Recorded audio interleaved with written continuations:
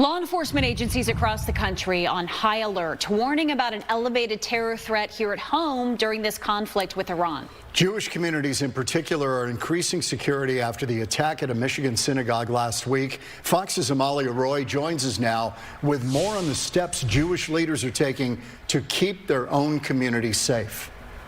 Good evening, John, Christina. A security expert told me the biggest threat continues to be people who may act alone and carry out lone wolf attacks. We saw it on the same day last week with attacks on an ROTC classroom at Old Dominion University in Virginia and at Temple Israel in Michigan.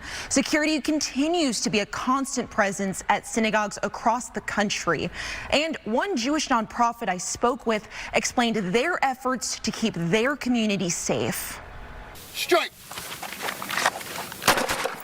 These volunteers are training for a moment they hope never comes, having to put their lives between an attacker and their synagogue. Magen, the shield of the nation. It's the people that want to stand up and say, you're not getting through. You're not getting through here. You know, these are our people, and we are here to make sure that you don't get through. Valerie Smilovic is part of a Jewish nonprofit called Magen, an organization that provides security training for members of their community. The group has branches in Los Angeles, Orange County, and Phoenix. Since the Pittsburgh shooting, American Jewry, to some degree, has got the memo that they need to do some type of proactive security.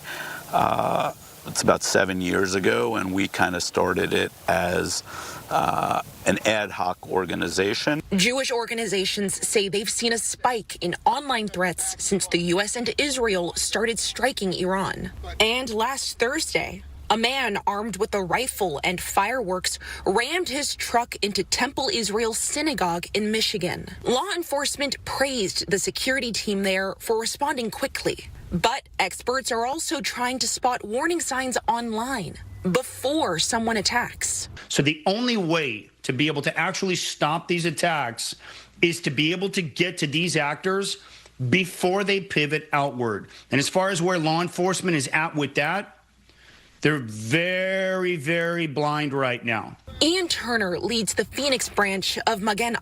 He says an anti-Semitic attack like the one last week in Michigan is something he prepares for every day. Aside from putting on an extra guy on a shift and kind of telling everybody, hey guys, this could very much well be this elevated barometric pressure that drives the crazies out. Aside from that, we've done all that we can do.